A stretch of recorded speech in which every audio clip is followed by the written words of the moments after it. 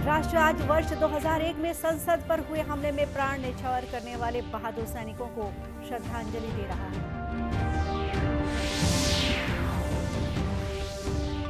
छत्तीसगढ़ में नगर निगम, नगर पालिका परिषद और नगर पंचायतों में होने वाले उपचुनाव कार्यक्रमों की घोषणा।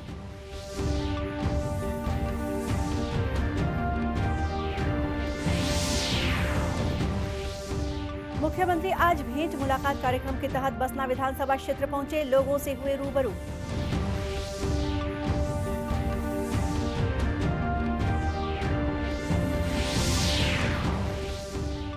और जांजगीर चांपा जिले में लंपी वायरस को लेकर पशुधन विभाग अलर्ट, पशुओं को लगाया जा रहा है टीका।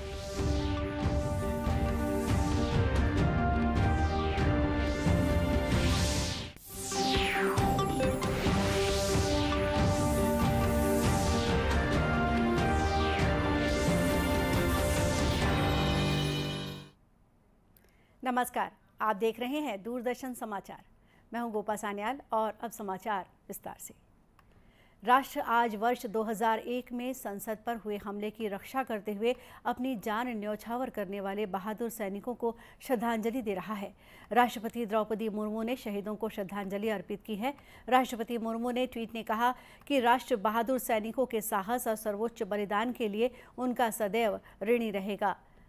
प्रधानमंत्री नरेंद्र मोदी ने अपने श्रद्धांजलि संदेश में कहा कि देश उनकी सेवा, बहादुरी और बलिदान को कभी नहीं भुला सकता। उपराष्ट्रपति और राज्यसभा के सभापति जगदीप धनखड़, लोकसभा अध्यक्ष ओम बिरला और अन्य नेताओं ने शहीदों को संसद भवन परिसर में श्रद्धांजलि दी। यूपीए अध्यक्ष सोनिया गांधी, राज्यसभा के नेता पीयूष गोयल, राज्यसभा में विपक्ष के नेता मल्लिकार्जुन खड़गे, कांग्रेस नेता अधीर रंजन चौधरी, संसदीय कार्य मंत्री प्रहलाद जोशी और अन्य मंत्री और राज्यसभा के सदस्य श्रद्धांजलि देने वालों में शामिल थे। राज्य निर्वाचन आयोग ने विभिन्न जिलों के नगर पालिका निगम, नगर पालिका परिषद और नगर पंचायतों में पार्षदों के रिक्त पदों की पूर्ति के लिए उपचुनाव कार्यक्रम की घोषणा कर दी है।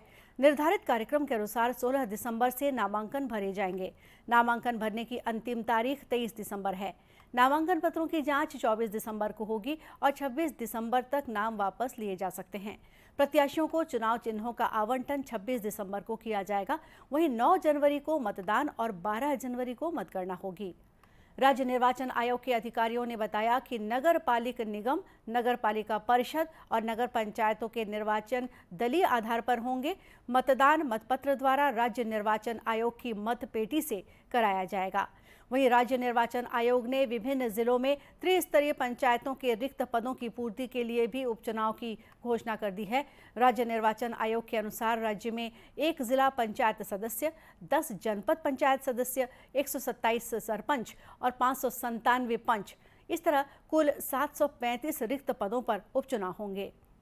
नामांकन प्रक्रिया 16 दिसंबर से शुरू होगी। स्थानों के आरक्षण के संबंध में सूचना का प्रकाशन और मतदान केंद्रों की सूची का प्रकाशन 16 दिसंबर को होगा। नामांकन दाखिले की अंतिम तिथि 23 दिसंबर है। नाम वापसी की अंतिम तिथि 26 दिसंबर है। इसी दिन प्रत्याशियों को चुनाव चिन्ह का आवंटन किया जाएगा। त्रिस्तरीय पंचायत उपचुनाव में जरूरत पड़ने पर मतदान 9 जनवरी को होगा। वहीं मतगणना तहसील खंड मुख्यालय पर 11 जनवरी को होगी। चुनाव परिणामों की घोषणा 12 जनवरी को जिला मुख्यालय और खंड मुख्यालयों में होगी। मुख्यमंत्री भूपेश बघेल भेंट मुलाकात कार्यक्रम के तहत आज महासमुंद जिले के बसना विधानसभा क्षेत्र पहुंचे। इस दौरान उन्होंने आम जनों से शासन की योजनाओं के क्रियान्वयन की जानकारी ली और उनकी समस्याओं से भी रूबरू हुए। मुख्यमंत्री ने बसना विधानसभा क्षेत्र के ग्राम गोपालपुर में चौपाल लगाई। इस मौके पर उन्होंने बसना को अनुविभागीय कार्यालय का दर्जा देने की घोषणा की। साथ ही उन्होंने कई विकास कार्यों को भी मंजूरी दी। कार्यक्रम में उन्होंने कहा कि सरकार ने एक नई योजना रूरल इंडस्ट्रियल पार्क की शुरुआत की है, जिसके तहत हर ब्लॉक में 2 रीपा होंगे। हर रीपा के विकास के लिए 2 करोड़ रुपए दिए गए हैं। उन्होंने नौजवानों से इस योजना का लाभ उठाने की अपील की। मुख्यमंत्री इसके बाद बिरदा गांव पहुंचे और लोगों से मुलाकात की। इस अवसर पर आयोजित कार्यक्रम में मुख्यमंत्री ने बताया कि राजीव गांधी किसान योजना की 4थी किश्त 31 मार्च से पहले जारी कर दी जाएगी। जांजगीर चांपा जिले में लंपी वायरस को लेकर पशुधन विभाग अलर्ट है और पशुओं को इस वायरस से बचाव के लिए टीका लगाया जा रहा है। जिले के बलौदा ब्लॉक से 3 और बमनीडीह ब्लॉक से 2 सैंपल जांच के लिए भेजे गए हैं। जिले में लंपी के साथ खुरहा चपका बीमारी को लेकर भी विभाग के द्वारा पशुओं को टीका लगाया जा रहा है। पशुधन विकास विभाग के डॉक्टर और कर्मचारियों के द्वारा गौशाला के साथ ही पशुपालकों के घरों में जाकर पशुओं को टीका लगाया जा रहा है। पशुपालक किसान भी विभाग के साथ पूरा सहयोग कर रहे हैं। जब भी माने जैसे टीका उका की जरूरत रहते ना तो मैंने आके अपन लगाते जो के टीका की जरूरत है मन ला। जैसे मान लो अभी जो लंपी के तेकर लगाए है, जो खुरहा उरा के लगते वाला लगाते एक बार वहाँ सावन में लगते टीका, वो भी ला के लगाते हैं। सब लगते टीका समय समय में। पशुधन विकास विभाग के सहायक संचालक केपी पटेल ने बताया कि जिले में लगातार मवेशियों को टीका लगाया जा रहा है। जिले में अभी लंपी वायरस की पुष्टि नहीं हुई है, लेकिन विभाग अलर्ट है और गांव-गांव जाकर पशुपालकों से संपर्क कर टीका लगाया जा रहा है। ऐसा कोई कंफर्म केस नहीं है, लेकिन हम लोग लगातार इसके लिए प्रयास हैं। पहले ये वेक्टर जनित रोग है, टिक्सलाइस इनको टीकिंग प्रोग्राम पहले चलाया गया है। अभी भी किसानों को अलर्ट किया जा रहा है, धुआं वगैरह शाम को करके मच्छर मक्खियाँ जो चीज़ें जिससे ये फैलती हैं उनको ये रोकथाम का प्रयास, और साथ ही ज़िले में लगातार अभी लंपी वायरस का टीकाकरण किया जा रहा है। गौरतलब है कि जिले में 3 लाख से अधिक मवेशियों को खुरहा चपका से बचाव के लिए टीका लगाया जा चुका है। काशी तमिल संगमम के तहत वाराणसी के बनारस हिंदू विश्वविद्यालय में बस लाइब्रेरी की शुरुआत की गई है। इस पहल से अलग अलग तरह की किताबों तक पाठकों की पहुंच और आसान हो गई है। इस संबंध में पेश है डीडी न्यूज की ये रिपोर्ट। काशी तमिल संगमम का एक बड़ा पार्ट है नेशनल बुक ट्रस्ट, उसने यहाँ पे ये लाइब्रेरी बस लगा रखी है। एक छात्रा हैं काशी हिंदू विश्वविद्यालय की, ये लाइब्रेरी बस से आप लोगों को क्या फायदा लग रहा है? काशी तमिल संगमम चूंकि चल रहा है, यहाँ पे अनेक प्रकार की किताबें रखी हुई हैं, कुछ मोटिवेशंस हमें दे रही हैं, कुछ हमें देश के बारे में समझा रही हैं। तो यहाँ पे छात्राओं को बहुत तरीके के लाभ हैं। यहाँ पे हम अपनी किताबें पढ़ सकते हैं, अपने करियर के बारे में जान सकते हैं। काशी तमिल संगमम के तहत ये लाइब्रेरी बस लगाई गई है, इससे आप शिक्षकों और छात्रों को क्या फायदा देख रहे हैं? बस पर भारतवर्ष के जितने स्वतंत्रता संग्राम सेनानी हैं, जितने प्रदेश हैं, जितने केंद्र शासित प्रदेश हैं, अपने देश के बारे में, हर प्रदेश के बारे में सारी किताबें दिखाई दे रही हैं। जैसे रविन्द्रनाथ टैगोर हुए, भूमि जहांगीर भाभा हुए, सबके बारे में बच्चे बड़े इंटरेस्ट से पढ़ भी रहे हैं और उनके बारे में समझ भी रहे हैं। इससे पहली बार हुआ कि लाइब्रेरी खुद बच्चों के पास चल कर आई है। गौरतलब है कि काशी और तमिलनाडु का प्राचीन काल से अटूट संबंध रहा है। काशी तमिल संगमम उत्सव दोनों राज्यों के ज्ञान और सांस्कृतिक परंपराओं को जोड़ने और नागरिक संबंधों को मजबूत करने के लिए आयोजित किया जा रहा है। राजनांदगांव जिले में एक ही नाम के 2 गांव होने से यहां के किसानों को प्रधानमंत्री फसल बीमा के लिए आवेदन जमा करने में दिक्कतें आ रही हैं। प्रभावित किसानों ने भारतीय जनता पार्टी के प्रदेश उपाध्यक्ष मधुसूदन यादव के नेतृत्व में कलेक्टर से मिलकर उन्हें अपनी समस्या से अवगत कराया और ज्ञापन भी सौंपा। किसानों ने कहा कि प्रधानमंत्री फसल बीमा के लिए ऑनलाइन बीमा पोर्टल में एक गांव का नाम खोलने पर दूसरे गांव का पोर्टल खुल जाता है, जिसके चलते वे अपना आवेदन नहीं दे पा रहे हैं। राजनांदगांव जिले के डोंगरगढ़ विधानसभा क्षेत्र के अंतर्गत ठाकुरटोला, कातलवाही, खुर्सीपार और पीपरखार ऐसे ही गांव हैं। यहां के प्रभावित किसानों के साथ ही जिला भाजपा अध्यक्ष रमेश पटेल और किसान प्यारे दास साहू ने कलेक्टर से जल्द इस समस्या का समाधान किए जाने की मांग की है। ठाकुरटोला बेलगांव क्षेत्र के बीमा पोर्टल में किसानों की बीमा नहीं हो पा रहा है। ये पिछले 6 महीने से चल रहे हैं। इस विषय को लेके इसमें पोर्टल में ये विसंगति आ रही है कि एक ही नाम के 2 गांव हैं, तो पोर्टल में ठाकुरटोला खोलते हैं, दूसरा ठाकुरटोला निकल जाता है। किसान अपने बीमा करवा नहीं पा रहे हैं। इससे पहले धान की फसल से पहले भी बीमा कराने का प्रयास किया, पहले भी आवेदन दिए हैं, लेकिन अभी तक उसका निराकरण नहीं हुआ। पूरे किसान परेशान हैं और किसानों के साथ ये है कि अभी भी समितियों द्वारा उनका पैसा, बीमा का पैसा काट लिया जाता है, जबकि उनका बीमा ही नहीं हो पाया। वर्तमान ये भी स्थिति है कि रबी फसल के से 15 तारीख तक लास्ट डेट है बीमा कराने की। अभी भी इनका पोर्टल खुल नहीं रहा है, इनका बीमा हो नहीं पा रहा है। किसान पूरे क्षेत्र के लोग पूरे परेशान हैं। इस विषय का आवेदन, एक पत्र देने कलेक्टर साहब के पास आए थे, आज एक आवेदन दिए हैं और उसके ऊपर आगे क्या कार्रवाई होती है उसको देखेंगे।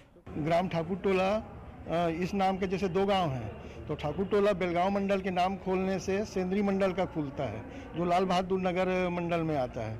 वैसे ही कातल वही है, तो 2 कातल वही है, एक मुसरा कातल वही है और एक कुलिंद्रा कातल वही है। वैसे ही कुर्सी पार 2 है, तो एक कुर्सी पार खोलने से दूसरा कातल वही खुलता है। वैसे ही पीपर खार 2 है, तो एक पीपर पार खोलने से दूसरा पीपर खार खुलता है। किसानों का बीमा नहीं हो पा रहा है और समिति वाले उसका बीमा की राशि काट के कहाँ जमा कर रहे हैं पता नहीं। किसानों से लगातार बीमा की राशि काटी जा रही है। एक गांव का प्रॉब्लम नहीं है, 4 गांव का प्रॉब्लम है और 6 गांव में पिछले 6 महीने से ये प्रॉब्लम चल रहा है। और यदि अभी ये समस्या नहीं हो पाया तो चना का बीमा नहीं करवा पाएंगे। वर्तमान में खरीफ फसल बीमा कराने की अंतिम अवधि 15 दिसंबर तक है। कोरिया जिले के कटघोरा वन मंडल क्षेत्र में इन दिनों 15 हाथियों का झुंड डेरा जमाए हुए है। ये हाथी जंगल से लगे गांव में फसलों को क्षति पहुंचाने के साथ ही मकानों को भी नुकसान पहुंचा रहे हैं। यहां के ग्रामीण रत जगाकर हाथियों की चौकसी कर रहे हैं। ग्रामीण हर साल फसल कटाई के समय इस समस्या से रूबरू होते हैं। अब वे कोरिया जिले में हाथियों का प्रवेश रोकने के लिए शासन से स्थायी नीति बनाने की मांग करने लगे हैं। जिला और एमसीबी जिला में जो हाथियों का प्रवेश हो रहा है, इससे वन क्षेत्र में निवास करने वाले किसान भाइयों को खेती को परेशान कर रहे हैं, खेती चौपट कर रहे हैं, घरों को नुकसान कर रहे हैं और इससे वन विभाग भी काफ़ी परेशान है। मैं यह कहूँगा कि छत्तीसगढ़ शासन को निश्चित रूप से इसका अस्थायी जो व्यवस्था है इससे हटाकर स्थायी व्यवस्था करना चाहिए। वहीं कोरिया वन मंडल के एसडीओ अखिलेश मिश्रा का कहना है कि वन विभाग हाथियों की गतिविधियों पर लगातार नजर रखे हुए है। हाथियों द्वारा किए गए फसलों के नुकसान का भी आकलन किया जा रहा है।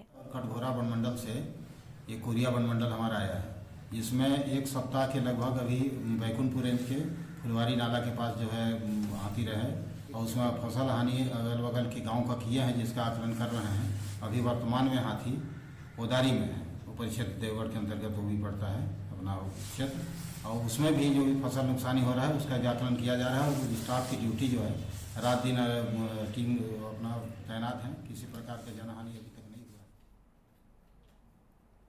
गौरतलब है कि कटगोड़ी क्षेत्र में हाथियों का दल रात में विचरण करते समय दर्जनों किसानों की फसलों को नुकसान पहुंचा चुके हैं। हालांकि वन अमला फसल नुकसान का आकलन कर मुआवजा प्रकरण तैयार करने में जुटा हुआ है, लेकिन धान काटने के सीजन में ग्रामीण भयभीत हैं और खलिहान में रखी धान की फसल की सुरक्षा को लेकर भी चिंतित हैं। और अब कुछ खबरें जिलों से।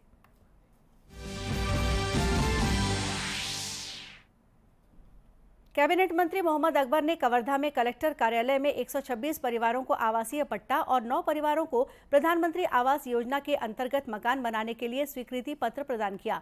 गौरतलब है कि जिले में अब तक मंत्री श्री अकबर के हाथों 1000 से अधिक व्यक्तियों को आवासीय पट्टा प्रदान किया जा चुका है।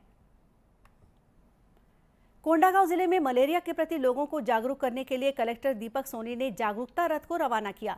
यह रथ आगामी 30 दिसंबर तक कोंडागांव, फरसगांव और केशकाल विकासखंड के 191 गांव में पहुंचेगा और मच्छरों से उत्पन्न होने वाली विभिन्न बीमारियों और उपचार की जानकारी हल्बी और गोंडी भाषाओं में देगा।